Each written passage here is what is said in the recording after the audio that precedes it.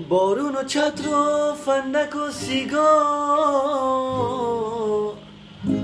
بی تو چه دنیایی برام ساخته. زیر همین بارون تو رو دیدم،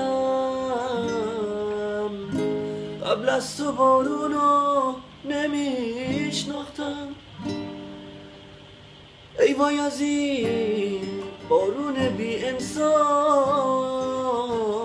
چه اوضاع گندی برام ساخته. خیلی خودم کم درد سر داشتم، اینا منو یاد تو انداخته.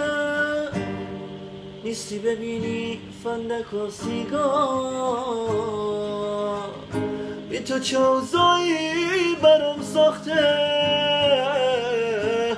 چند ماه این روزای بارونی منو تو این مخمسه انداخته. وقتی که داشتش ساکشو میبست،